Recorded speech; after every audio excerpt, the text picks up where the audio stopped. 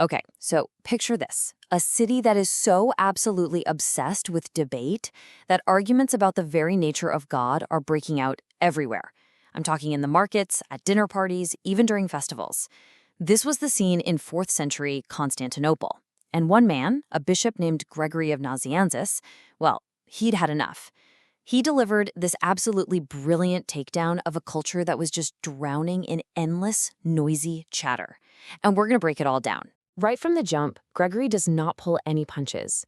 He opens his famous first theological oration with this direct challenge. And it's not just about what people were teaching, but how they were arguing.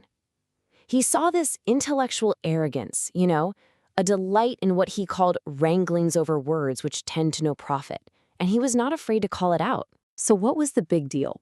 What was the problem exactly?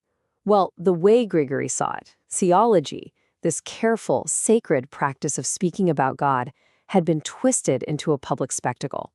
It was basically a kind of contact sport for the mind, and it was loud, it was chaotic, and it was absolutely everywhere. Gregory paints this incredible picture of a city just drowning in noise. Can you imagine? You couldn't even go shopping without someone trying to corner you on a theological point. The public square, which should be for community, had become an arena for these intellectual wrestling matches.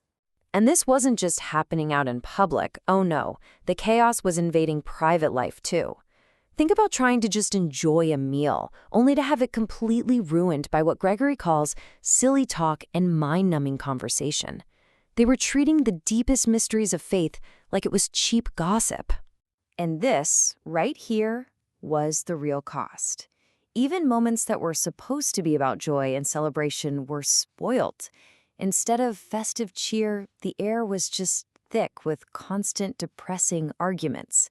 The very fabric of social and religious life was being ripped apart by this endless need to just talk. Gregory even had a special name for his main opponents, a group known as the Eunomians. He called them word tumblers. It's such a great image, right? It makes you think of circus performers doing these amazing acrobatic tricks with concepts, all just to impress an audience and win applause, not to actually get any closer to the truth. And this really gets to the heart of it all. See, Gregory wasn't against discussing God, he was against how it was being done. For him, philosophizing about God wasn't some academic game you play. It was a profound spiritual practice, a discipline that involved your entire being, all for the sake of connecting with what is most real. Which brings us to the central question Gregory basically forces everyone to confront. If this is such a serious, demanding discipline, then who's actually qualified to do it? Is it just open to anyone, at any time, in any place? And his answer was a loud, resounding no. So if that's the problem, what was Gregory's solution? Well, he didn't just complain. He actually offered a guide, a set of rules for how to engage in this sacred discipline. His whole goal was to replace the chaos of the marketplace with the quiet focus of, let's say, a spiritual workout. Gregory lays it out as plainly as he can. Look, he says, this isn't for everyone. He argues that speaking of God is not some cheap subject you can just pick up. It's not for minds that are bogged down by worldly concerns. It requires preparation, it requires focus, and it requires a very specific state of being. And then he gets really specific with 3 conditions. First, it's for the right people, those who have actually done the work to purify themselves or are at least trying to. Second, it's for the right occasion, a time of quiet and inner peace, not in the middle of a loud party. And third, it's about the right subject, discussing things that are actually within our limited human grasp to understand. This chart just boils it all down, doesn't it? It's 2 completely opposite views. On one side, you've got the Eunomian way, which is all about public performance and verbal wrestling just to get applause. And on the other side, you have Gregory's way, inner contemplation, disciplined practice, all in the service of actually seeking God. But why all these rules? Why was Gregory so concerned about being discreet? This wasn't about being an elitist. For him, having careless public debates on sacred topics was genuinely dangerous. It all came down to one thing: reverence. Gregory was pleading with his listeners to protect sacred ideas. His logic was actually pretty simple. You wouldn't hand over your most precious possessions to just anyone, right? So why would you cast the deepest mysteries of your faith out to people who might just mock them, or misunderstand them, or twist them? I mean, to him, debating these things carelessly was literally like handing swords to your enemies. It gave critics ammunition, it exposed all these internal disputes, and it presented sacred ideas in a cheapened, really vulnerable way. So if people aren't supposed to be arguing in the streets, what should they be doing?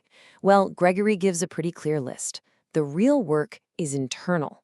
It's about fasting, praying, mastering your passions, taming your pride.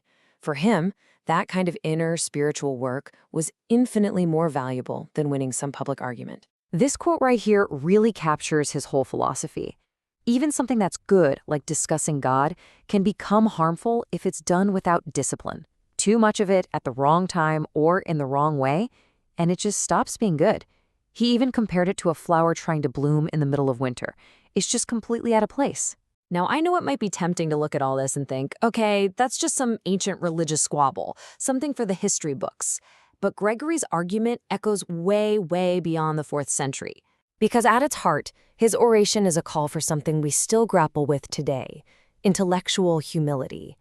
It's an argument for recognizing the limits of our own knowledge and our own language, and for approaching profound mysteries with a sense of awe, not as problems that we have to solve and win. So let's connect this directly to our own time, right now. We live in an age that is defined by hot takes, by endless commentary, and by public intellectual showdowns. In that world, Gregory's plea for quiet, for contemplation, and for knowing when not to speak, well, it feels more relevant than ever. So that leaves us with a question for today, for right now. When every platform out there seems to encourage us to turn every single topic into a verbal wrestling match, what is the actual value of stepping back? In a world that is just so full of noise, what might we discover in a moment of intellectual silence?